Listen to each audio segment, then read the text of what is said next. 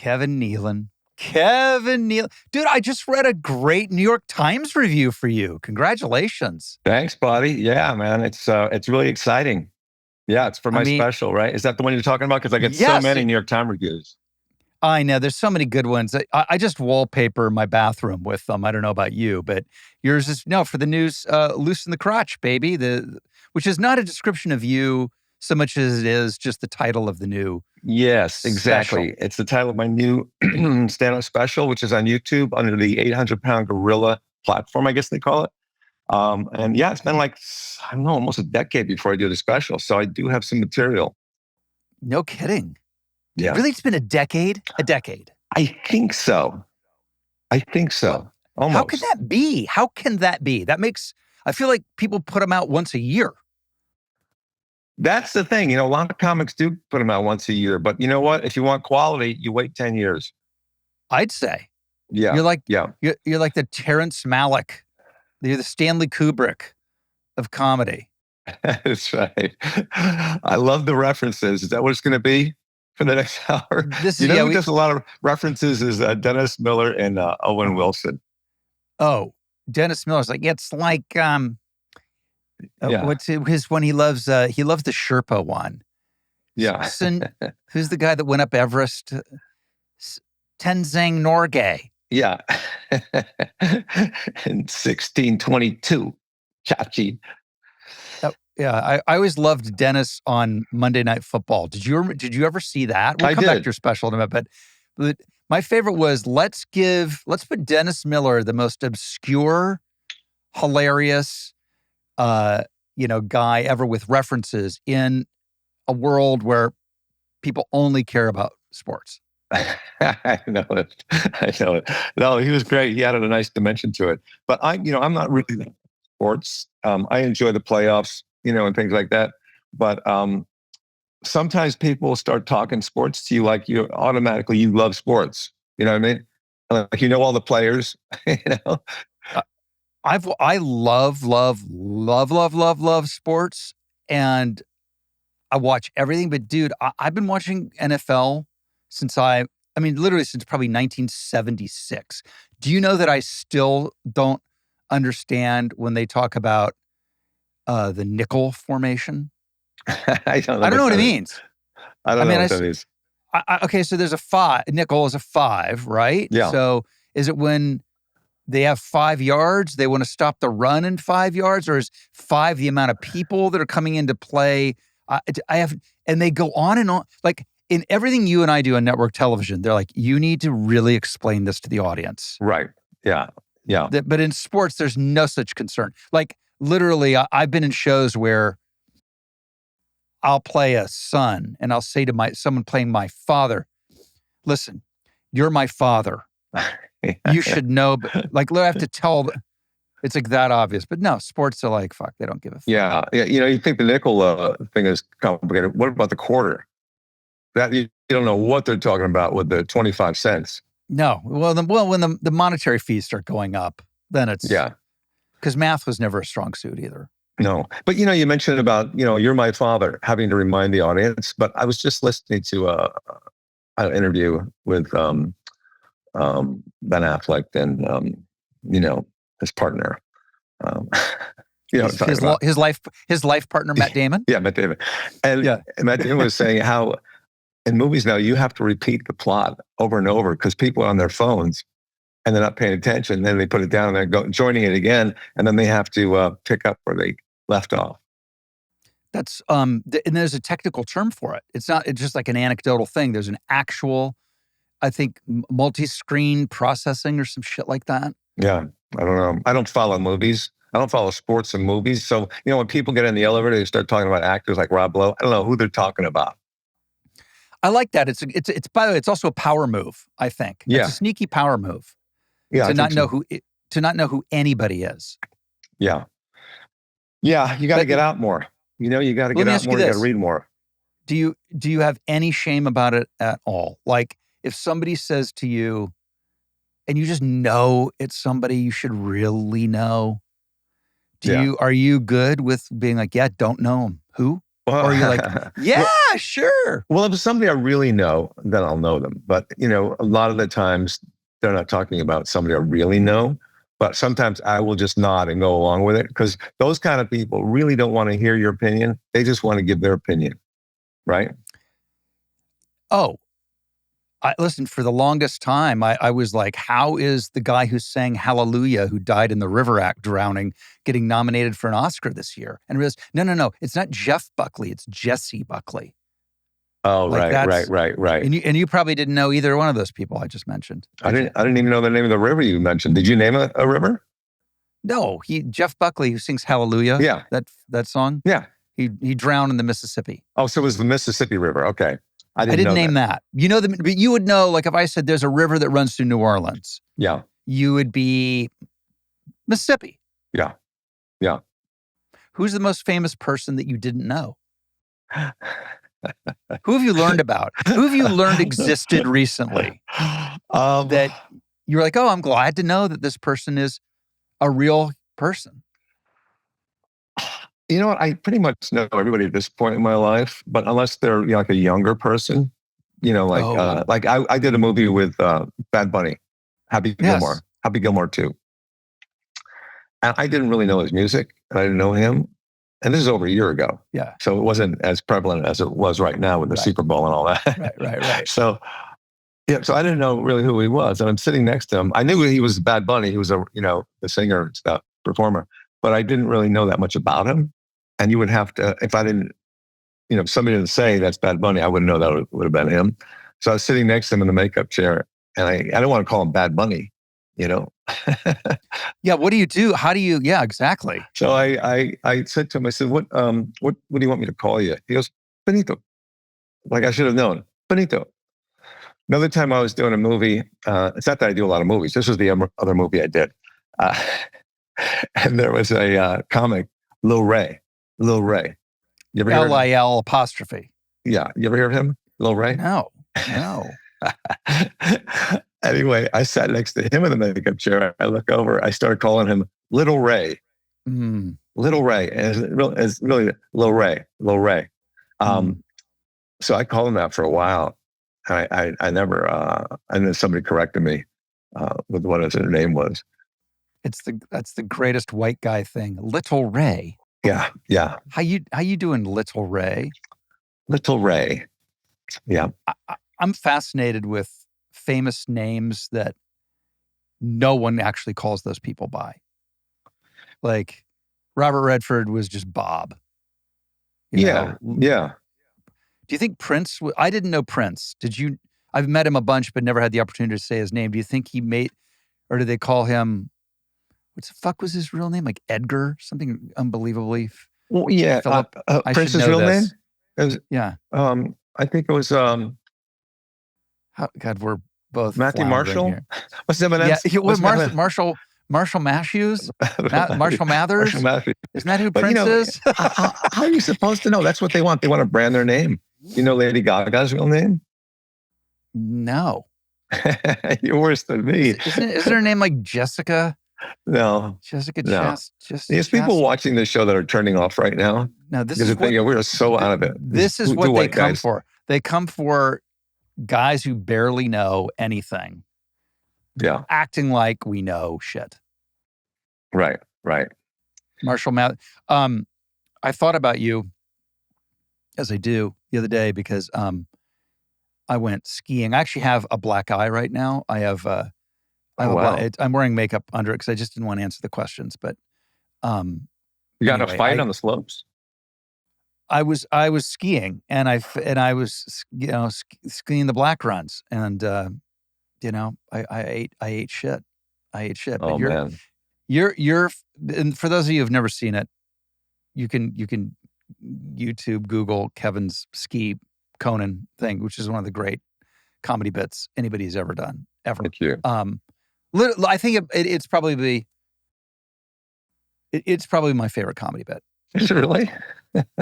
Yeah. I mean, because I'm also a skier, so I know that thing. As everybody's like, oh, the way they talk about mountains and stuff. Do you have a throwdown like that and loosen the crotch? First of all, what is loosen the crotch? Well, it refers to a pair of jeans I had and a cat who loved them. These Mm. jeans were an amazing fit. You only get these like once in your lifetime. You know, they were snug in the hips, tight in the butt, and loose in the crotch most of the time. You know what I'm saying? I do. And my cat loved those jeans as much as I How do did. how do you know your cat loved Well, them? because whenever I sat down, he would jump up on my lap. He'd come out of nowhere and he wouldn't get off my lap. He just, you know, he loved the jeans.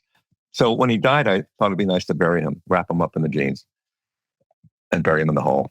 And I did that. This is a comedy special. Well, yeah, it's a buildup, but the cat, I wish you could have met my cat. His name was Pierre.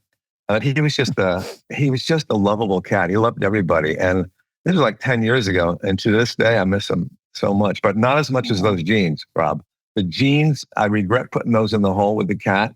You know, cats are a dime a dozen, free actually, but the jeans, a little overpriced. So when you get a pair, you know, you hang on to them. It's called, there's a thing, it's called Casket remorse. Really, I didn't know that. Yeah, it's like, well, I'm just making this up, but I believe it. But it is an actual thing. Like somebody passes away and you're so distraught, you're like, I'm gonna put this gold. This was their favorite Rolex platinum watch. They need to have it. Yeah. And then 3 years later, like, did I fucking put that platinum watch? I know. Jesus Christ. I have actually had that. Do you think that funeral home directors, or you know, whoever owns the funeral home, after everybody leaves, they'll open up the casket and take the jewelry? Why wouldn't they? Is that what you're gonna say? Why wouldn't they? Can you imagine? Okay, what's the scenario where they're eyeballing you, throwing in gold watch, gold crucifix, you know, your LA your Oliver Peoples glasses on the body, right. And everybody leaves and like, there's this thing called the real where I could sell those glasses. Yeah, I know that reel. How much do you think on the real is pulled from coffins? That's a good question. If it comes with a coffin, you know that's from a coffin. You know, I mean, we look, we can give you the case for the jewelry if you like. That Hermes sweater you think you're getting for a price was on, you know, some Upper East Side grandma's. You know what I'm saying? Yeah. I think. No, that's a real potential right there. I never even thought about that. The real, if you haven't heard of, don't. First of all, do not. My wife Cheryl is on the real all the time, and the new thing is, well, I got it on the real, and I'm supposed to go, oh, well, then it didn't cost anything. Yeah. Oh, I see. Yeah. I'm sorry, is the real free? Yeah, it's like an auction, a live auction. Hey, I won this item. Hey, I won this. Yeah, you didn't win it, really? Yeah. No, I think you overpaid highly. Supportive footwear doesn't have to look like it comes from your grandma's closet. Today's line of Revitalign shoes, sandals, slippers, and boots come in on trend. Fashion-forward styles that offer the ultimate in support with orthotic-driven footbed in every style. Revitalign footwear is more than just a good-looking shoe. They are comfortable and support your feet with full contact comfort. Inside the shoe is an orthotic-driven footbed that has been developed on medical research. The cushioned footbed helps achieve better foot health. These shoes are designed to give your feet proper support and foot alignment and can help reduce aches and pains in the legs, thighs, and lower back. We got the Gaia sneakers sent over. They're supportive without sacrificing looks. Perfect for those Santa Barbara weekends. Check out the full line of Revitalign footwear at Revitalign.com. That's Revitalign.com, and use the promo code ROBLOWE for 20% off your purchase. What is the most, because I saw Lovitz flame out spectacularly at a private appearance. Have you ever done like a set at a charity or a political rally or someone's whatever, and not have it go as one would want? Because the Lovitz one I was a part of was one of the greatest. And you were part of it? I was in the audience, and he had called me because he knew the people that it was. He knew I knew the people he was performing for, and I gave him some background. And you know, John's one of those guys who, if he digs a hole, he wants to keep digging. There's no attempt to get out of it. Yes. I but it did got me. actually. I did. Oh, go ahead. Tell me how we had the That, burn down of the well, meltdown. he didn't. He didn't. It was a guy who was. It was a young woman's birthday party who was married to an 85-year-old billionaire. And he says, well, here we are. And I think everybody knows the basis of this relationship. And it went on from there. Oh, that's funny. I've had several like that. I mean, the two that come to mind right now. One, I was doing a fundraiser at the country club here in up in Palisades. What's it called? Riviera, yeah. Yeah. And it was sponsored by the Lakers. It's a lot of the Lakers putting it on, and it was the playoff. It was the playoffs for the basketball. And they didn't tell me this, but behind me they had two big screens where they were going to be playing the game as I was on without the sound. So as I'm on, they have the game on, and it's tight, it's close, and everybody's watching the game, and nobody's paying attention to me. And they're just probably hearing in the background, blah, blah, blah, blah, blah, blah. So anyway, the other time it was in somewhere in Mexico on the beach. This billionaire is having a birthday. It's his 50th birthday party or something. And they have a stage up against the water. And everybody's up on the sand. And halfway in, there's fireworks shooting off on the beach. It's fireworks, continuous for like a half hour. So that was another nightmare for me. But there's, if I could sit down and write a whole list of, occurrences like that. Yeah, you don't want to go out. How about where you're going out and there's in a ballroom and they're picking up the plates and shit or putting them down? It's clinkety, clankety, clankety, clinkety. Yeah, that's another. You really have to have tough skin to be a comedian. You can't just expect it to be smooth. There's so many things that can go wrong, and it's mostly with the audience, but you have to be ready for anything up there. Do you get to the point where it's so in your DNA? I mean, you're way past the 50,000 hour thing of doing what you do, that when it is going wrong, and for guys like you, I'm sure it's super rare, but when it does, you're like, oh yeah, okay, this is an opportunity to really explore this moment. Or do you just try to get through it? Do you know what I'm saying? The first thing that comes to your mind after doing this so long is that it will pass. It will pass. This too will pass.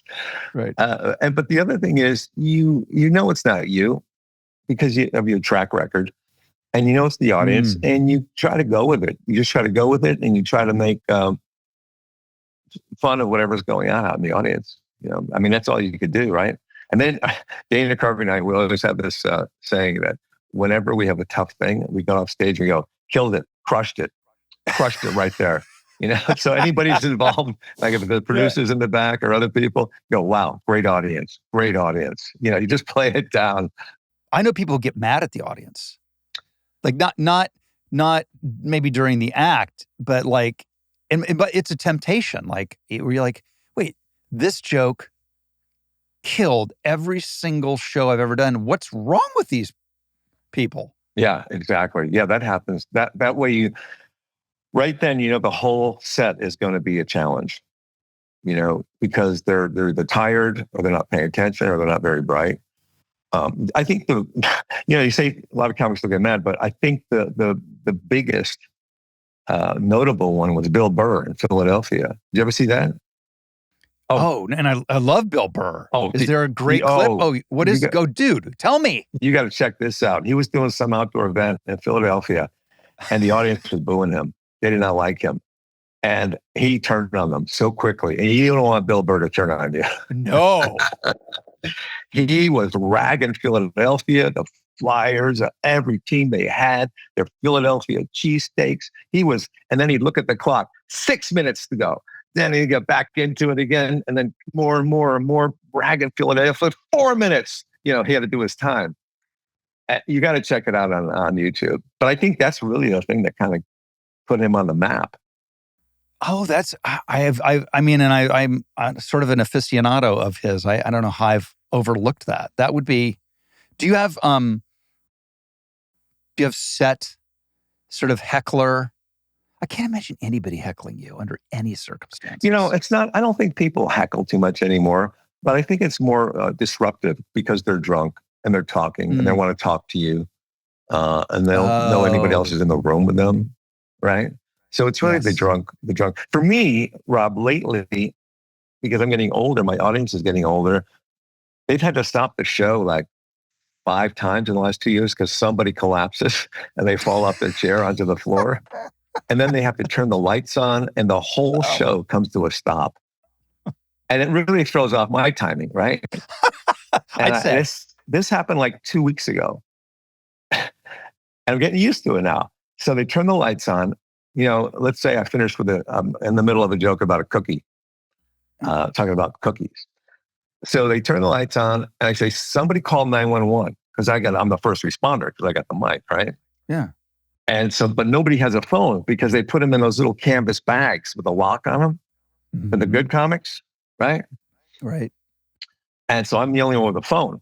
So I got to call 911 and I've never called 911 before. I barely remember the number. Yeah, and I remember, oh yeah, it's my PIN number. That's right. So I called 911. You ever called 911? No, I haven't either. But immediately, the guy comes on the phone and goes, "What's the emergency?" It's like no small talk. It's like, "How you doing, man? How's the set going?" And then I have to explain to him, I'm a stand-up right now. I'm doing my set, and some guy fell over in the back, and he says, "Is there a doctor in that room?" I said, "I don't know. I don't do crowd work. It's hacky. I don't like crowd work."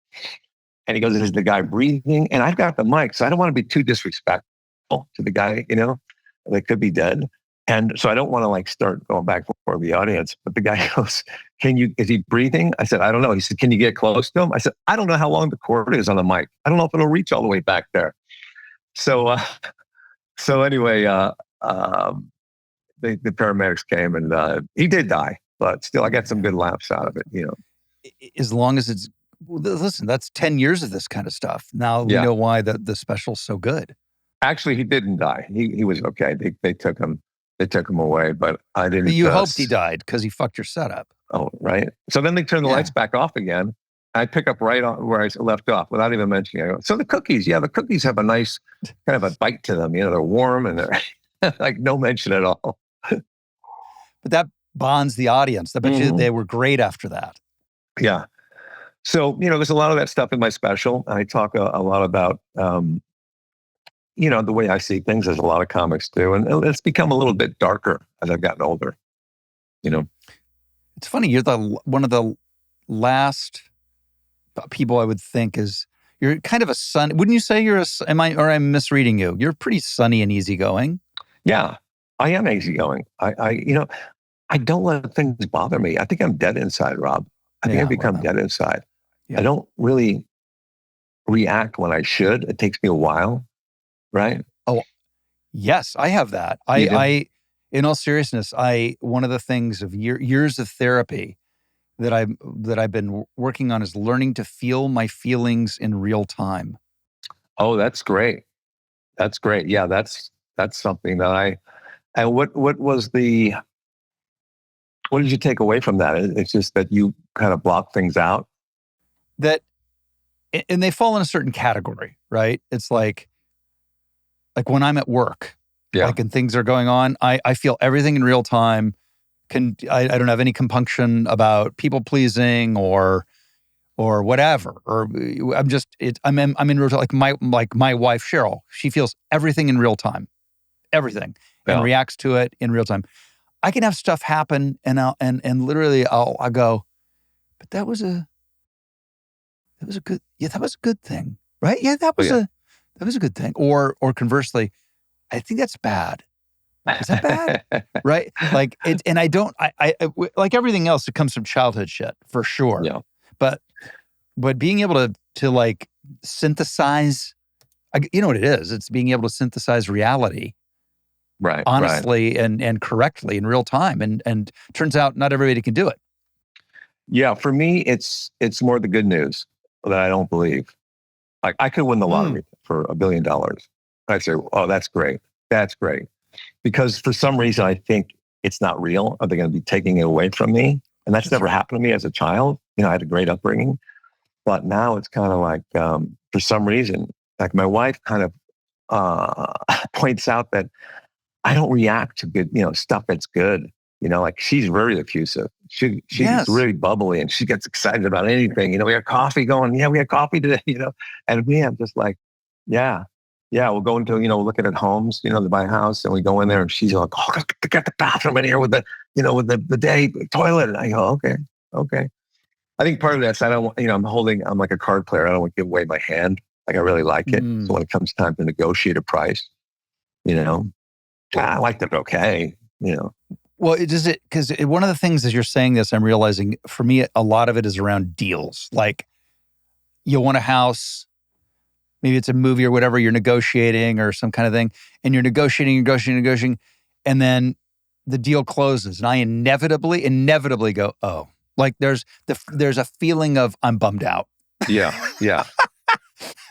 I'm like, wait a minute. The point of making a deal is you want to make a deal. What the fuck? Yeah, exactly. So, well, I'm glad you're getting help with therapy about that. Yeah, thank you. So we know that when you're happy now and when you're sad, instead of holding you're it in. happy, when you're happy, when you know it. Are you an easy crier? Gosh, I don't. I think I'm about right there. I think I'm as they would say, right sized. Right. When it comes to you put on Brian's song, I'm gonna cry. There's an old reference. We are just the reference kings. Anybody, if you're not 60 or above, dude, we're doing the AARP podcast. Is what we're doing. But what about on screen? Can you cry easily? It less than. Not as much as I could when I was a younger actor, but I can still do it. I just have to work harder. But that's always been about for me anyway. As an actor, is I'm as sort of effective in that way as the story is. Like if the story warrants it, that's easier for me to access. But if some writer somewhere writes he's crying, can be really difficult. Well, and by the way, means nothing at the end of the day. Let me ask you this. I like when people say that. Let me ask you this. Okay, you have my permission. Do you is there something now that they give actors like a drop where it comes out of their mouth? Because I'll see some close-ups and the tear comes out exactly the same moment that the bad news is coming. It's like you'd never be able to do that. Is it like Post that they do that in, or? It's a couple things. First of all, the number one thing is, of course, if you really look at that, there are times, I swear to God, there are actors who can hold their tears. Like they know, like their eyes fill with tears and they know how to let them spill out at the right moment. I mean, they do that. But my brother, Chad Lowe, who I know you know. Love Chad. One of the great men of all time, did a movie with Elizabeth Taylor. Wow. In the 80s. It was a big TV movie. 1880s? It was right in the middle of Manifest Destiny, and we were coming across the plains. Yeah. And I think it was like all those types of characters, like Roddy McDowell was in it, Robert Wagner was in it, and Chad was the kid. And the scene, I came to visit him one day, and I happened to see, talking about crying, Elizabeth Taylor's character being told that her husband and family had died in a plane crash. That's the scene.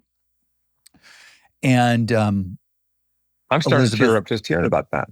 Well, it is, like I said, that's sad. I don't know that happened to her character. That's sad in this movie. Yeah. And she's staged the business of the scene, in other words, what her character is doing is she's making a salad. Like that's what she's decided. Yeah. She's not having a cup of coffee at a table. She's not reading a newspaper.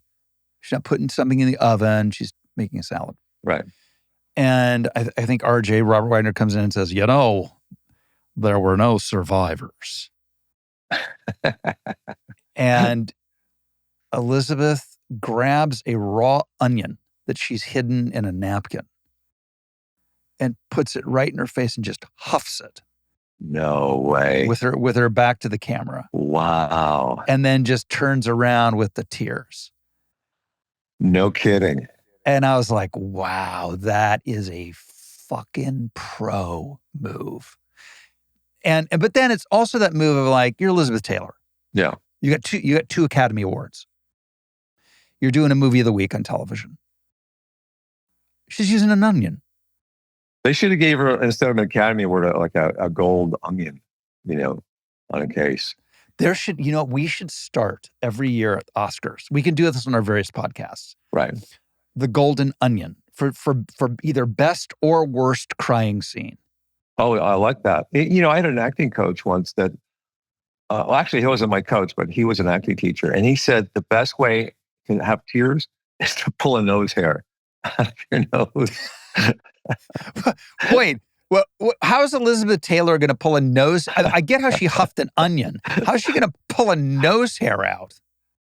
She'd have to pull an eyelash out, but then those would be, fake eyelashes. So, yeah. Well, they hit you with a menthol gun too, right? You've seen those. Oh, no, right? I haven't seen that. Yeah, it's a menthol dispenser, and it's a blower, menthol blower, and they pocket it up, and they go, and they blow it in your eyes, and then your eye. You have to, but you have to wait because it takes about 40 seconds, right, for you to tear up, and you're standing there with your eyes just huge, and then you're like, okay, I'm ready. Wow, that's really disappointing to know there's that many tricks, because I can't see. It usually takes about 5 or 6 takes to get a scene right, on an average, probably. So how many times can you cry at that moment on every take? I wrote about this in my first book. When I did The Outsiders, I had a very young actor. I just turned 18 and I had to cry my big scene. And I didn't know, I was still so inexperienced. I didn't realize how many times I would have to be doing it. And so I fucking was crying and like really crying, doing my thing. But I didn't realize that they were shooting like master shots. Like it was like huge shots of the park and us running and tackling and having the conversation. We were fucking ants. And then you come in for the close-up, and now I've been shooting this scene for 4 hours. And literally, like I don't have the liquid in my body anymore. Yeah. So, yeah, you've touched on what was a very sensitive subject for me early in my career. Yeah, crying. I get that, man. I get that. Yeah, the master shots don't mean anything. Save it for the close. Yeah. Do you ever know anybody who can? Tommy Howell, C. Thomas Howell's in that movie, and I know other people who can do this, who literally can look at you like I'm looking at you like, hey, how you doing? Turn around and have tears streaming down their face. No, I don't know anybody like that. It's insane. I don't know how they do it. They're all emotionally unbalanced, obviously. I wonder if something really happens sad to them if they do it, or if it's just all performative. Well, I get, hearing that your family died in a plane crash. That could be pretty, immediate. But, finding out that somebody broke into your house and took your favorite ring, that the writers with the crying. Yeah, what's up with that? I want to say, guys and gals, just no, people don't have to cry in every scene because you think it's sad. Right. Think of how many times people are actually crying. I always like to look at really gnarly real life stuff and then remember it for later. And there's this horrible photos of people standing in Lower Manhattan watching the towers come down, and none of them are crying. None of them.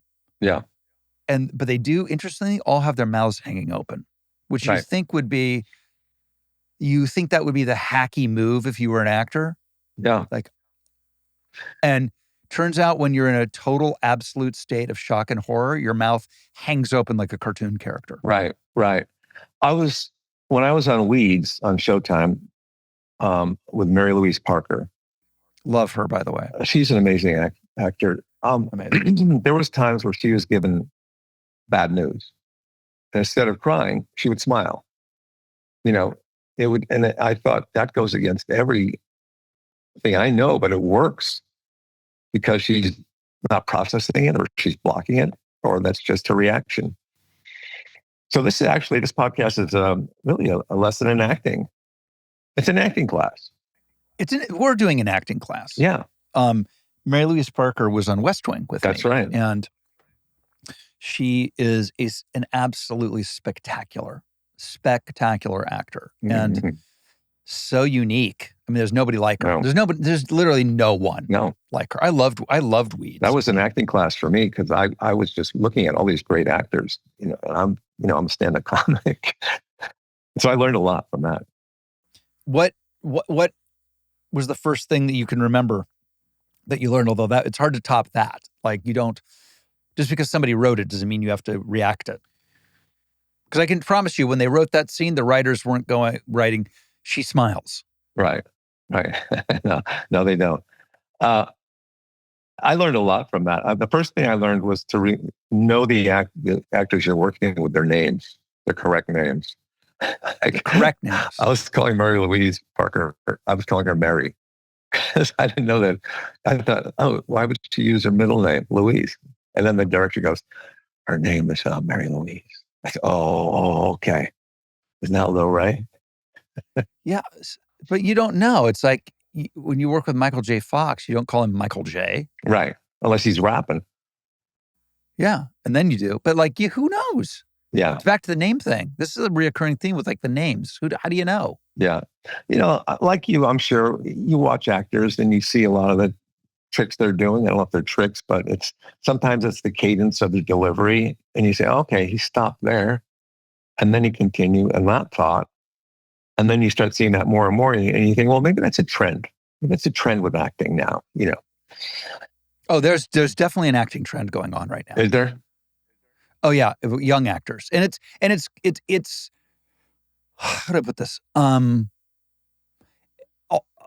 If it's a binary choice, it's a good thing, but I don't love it. And I think it's a reaction to the Disneyfication of acting, where all these kids have come up through all the tentacles of the CW and Disney and all of those types of young people shows, like what's the one, like Hannah Montana's of the world, all that stuff, where that behavior on screen is not recognizable as anything any human beings have ever done before. Like Cody fucking in charge or whatever. You watch those shows and I don't know what they're doing, but it bears no resemblance to anything truthful. And what it is clearly is young kids who are new and don't know, God bless them, and they're being directed by hacks. Yeah. And so there's that. So the reaction to that for the good young actors is to go the other way, where they play almost nothing. Yeah. Yeah. Where it's so flat. And their biggest fear, which is, if you're going to have a big fear, it's the one to have, is getting caught doing something false. Right. But then what you have are very few extraordinary moments, because it has to be a blend. Yeah. It might also be a generational thing.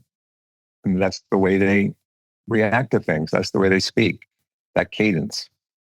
Maybe it's not a trend. It's just their generation. You, when you were doing SNL, did Chris Walken ever host while you were there? Yeah. So, I mean, he's the Yeah, you're right. Well, you're right. Yeah, you're right. That's totally true. Yeah, that's different than anything anybody's ever done. What he does, right? The number one thing he does is whenever he gets a script, he removes all punctuation. But that's what they do with text. When people text now, there's no punctuation or anything like that. So, but you still understand what they're saying, So maybe one day there won't be any more punctuation. Well, for sure there won't be. There won't be any language. It'll be, I mean, don't get me. Yeah, emojis. It'll be emoji. I mean, when you think about it, like really, other than like the esoteric fun of it all and the art of it all, and I'm not giving that short shrift. The whole point of communicating is how can you say something so specifically with the shortest amount and with the most amount of clarity. And I mean, look at the hieroglyphs. It was a thing. It was like, oh, that meant that they came from the pyramid down to the Nile and had characters in Asian languages. They mean multiple things. I'm so sad the hieroglyphics went away. And I knew they would as soon as cursive came in. Cursive. How about that? Yeah. Cursive, I couldn't do it. I was fucked at cursive. I was good where you could remember those pages where you could outline. By the way, how old are we right now? I know. Right? Let's talk about cursive writing. I mean, you know what it's good for, cursive? Teaching you how to write an autograph. Yeah, that's true. Which is useful for so many people. Yeah. But most autographs you can't even read anymore. If it's just a squiggle, especially when you're doing it on that little pad at the store, at the cashier. They use your finger and you do it. It looks nothing like your name. Nothing. And I think it says something for people who sign their name in a way that's legible versus people who don't care. And I'm not sure what it means. I go both ways. Like, which is cooler? Well, when you could actually decipher somebody's name from those little pads, I think it means they feel like they're not noticed in life. I'm not a therapist, Rob. You know that. We've had several sessions. Yes. And I may have overcharged you, but I think they really want people to know, this is me. I want you to know this is me. I'm not a squiggly line, right? Does that make sense? It does. And you're an artist. You do caricatures. Yeah. But they're not like you're at Magic Mountain. No, they're not those kind of caricatures. They're a little more intricate than that. When I was growing up, I had my parents had their caricatures done by some Parisian artist because we lived in Germany for a while. And I had those on my wall growing up at the end of my bed. So every night I got into bed, I would look at those. And the guy was really good. And I would study, subconsciously, I was studying how to draw caricatures. And then as I got older, I kept doing fast caricatures of people. Maybe it was at the table read at SNL, I'd sketch Farley, who was sitting across, in the margin of my script. And then Instagram came along. I started seeing some really, really fantastic caricatures from these illustrators. And I thought, wow, that's really good, So I kind of studied those and, was influenced by those and got more into it and started sketching them and getting digitally and paint. And then I, had before I knew it, I had like 100 of them or so, 50 of them. And I put a book together called I Exaggerate My Brushes with Fame. And it's a compilation of a lot of my caricatures. And on the opposite page is a little anecdote about that person or my experience with them, whether it was Dana Carvey or, Norm Macdonald or Chris Farley. And it's been doing well. And also I have an art store on, because people say, where can I get your art? Where can I get your art? And it's an art store I have online. It's called KevinNealonArt.com. And a portion of the proceeds go to LA Children's Hospital. It's amazing. So I'm glad to see people are finding it.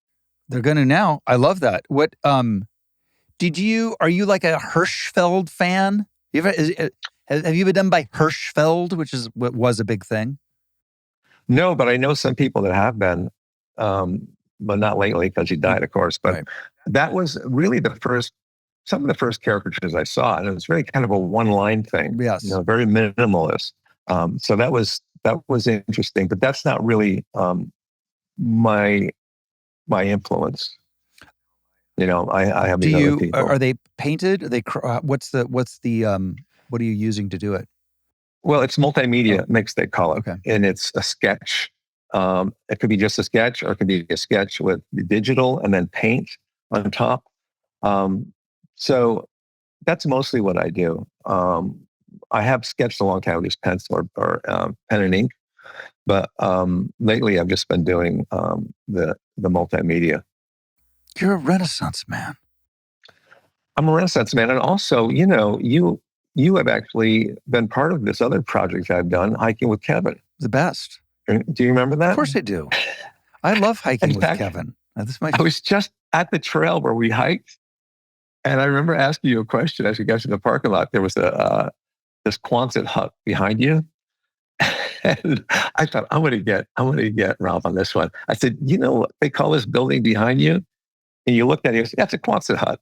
I said, oh my God, how do you know that? Yeah, because I lived in How one. did you know Because that? I lived in one. You did? I had the first house I ever bought. My parents and I was still living at home, and I bought us a place, and they had the house, and in the back was a Quonset hut that I retrofitted into a Miami Vice young mid-20s something dream Quonset hut. Yeah. Quonset hut. What is that stump? Is that a stump the star part of your thing, or was that just something you did for me? No, I don't have a Stump the Star, but that could be a good. Stump the Star is good. Yeah, I think so. Stump the Star is good. And so, what was the other thing that we came up with about crying? Tears. Yeah. Yeah. Our award for Upset the Star. Upset the Star. For the worst crying scene of the year. Yeah. Yeah, they never give that away. They have the best kissing, don't they? Or the best. Yeah, the MTV. Well, that's no longer. What are they going to do? Because they used to have Best Kiss on MTV Movie Awards. Now there's no MTV at all. Now they have it on the Jumbotron at basketball games. Oh, and you better be kissing the right person. I know. Have you ever seen Dustin Hoffman at the Laker games where it's a bit now where they always cut to him when he's there? No, I don't know. I know I've seen him, they cut to him, but what does he do? He does a bit with his wife. They've been married for like 100 years. They're the sweetest things. And he just always has a bit. Sometimes it's like, who is this person next to me? I don't want to kiss them. But they have a whole, and it's become like a thing. It's super sweet. Yeah. But that would require you watching sports. And we've decided that.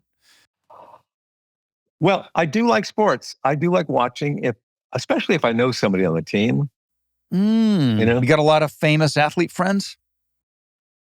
I used to have some because I would golf in the American Century golf tournament up in Lake Tahoe every year, like 14 years. By the way, that's, as those tournaments go, bananas tournament. Yeah, a lot of athletes.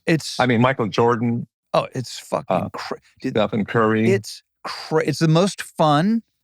See that I play in the other. Did you play in it? No, but I play in the other pendulum, which is the one. It's called the Memorial, and it is the most serious, buttoned up because it's Jack Nicklaus's tournament, and it is gnarly. I mean, you feel like you're playing in the Masters. It's so serious. Wow. But I want to come play in the one in Tahoe because those guys are just throwing footballs at each other and giving each other shit and.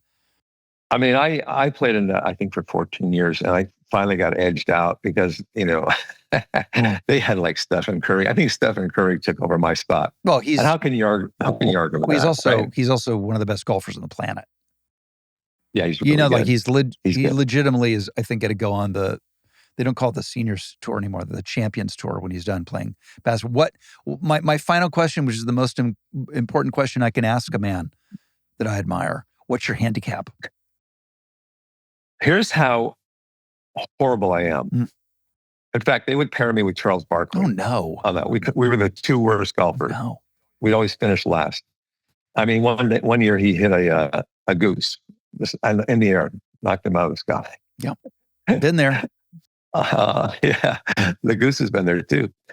But I never had a handicap. I never tried to get one. And so I just estimate it now to be 21. What? Yeah. That's how bad I am. Okay. But you know what? Sometimes people think I'm good because I'll have a couple of good hits once in a while. And I was getting better after playing that many years on that tour. And I was really getting better. But then I stopped playing and I don't play that much anymore. But I don't. So you had to, when you're that bad and you're a celebrity, you have to kind of sing for your supper out there then, right? You have to kind of, because by the way, like Bill Murray sings for his supper, but he's also great. Yeah. Yeah. He's a sloppy, great golfer. Right. So my signature move for those tournaments on camera Mm-hmm. was the walkaway putt. Mm. I would putt it. It could be 30 yards away with all kinds of, undulations. And I would putt it and I'd walk away. I'd be gone. And then I hear the audience go, rough. They'd be up on their feet. And I knew it went in. That would happen. How do you know that it's going to go in, though? Or do you just do it at every putt and hope that it does? It's all confidence. I walk away with false confidence. So does this mean that you're walking away from 8 of those around and one of them goes in, and that's the one they put on TV? Well, no, it's random. It's hit and miss. Literally it's hit and miss. But when it goes in, it's memorable. And it happens maybe 1 out of 12 times. But it's worth it. Even if it doesn't go in, if it gets close, the audience goes crazy. So that was my signature move. That's why it kept me in there for 14 years. That would do it. Yeah. Yeah, I think so. Nealon, you're the best. We've covered everything that there is to be covered, but mostly loosen the crotch. 10 years you've been working on this. You've set the bar high. Well, listen, you've got a New York Times glowing, and they don't just hand those out. I'm sorry. They just do not. No. Well, it costs a lot of money. Yes. Yeah. Mark Gurvitz had to pay a lot of money. Our manager. To the New York Times. He goes, I talked to we have the same manager, talked to him on the way in. I said, I'm talking to you. He goes, he's a funny kid. Yeah. So, yeah. He's a funny But he kid. did do his job. I tell him he did do his job as a manager. I always wondered, do they do anything? And he did. Yeah. I'm just giving you some real life feedback. He's working for you. He goes, you got a good review? New York Times, really good. Hang on, pull over. I'm going to send it to you. Check your phone. You should look at it before you talk to him. It's really good. I was like, okay. That's right. He's fucking working for you, dude. Yeah, he's totally working for us. And he's a good guy. Let's do hike again. We need, I want to do like Hollywood sign. I want to walk around the lake where they filmed the Andy Griffith Show up in the Hollywood. I know that trail well. I do that a lot. Do you do that one? Yeah, that's Franklin Canyon. Yeah. I went up to Palisades the other day where the fires were. And some of the trails are still closed, but there was one that was open. And it's the topography has changed so much on that. I mean, it's like a river, a rocky river that goes through it now. And I had to cross that river like 12 times to get up to where, I wanted to go. So, you won't recognize it. How about you come up to Montecito and we walk up to the hot springs? And we get in the hot springs. We do the thing semi-nude. Okay, so just take the pants off? Just the shorts? Yeah, we could do that. Yeah, just the pants. Yeah, exactly, just the pants. Okay. Go commando. It's some pretty cool stuff. I'm just saying. Come up here, we'll do hot springs. All right, I love it, man. I love it. All right, brother. Great talk, Neil. Love you, man. Yeah, you too, Rob. Thanks, buddy. See you soon, I hope.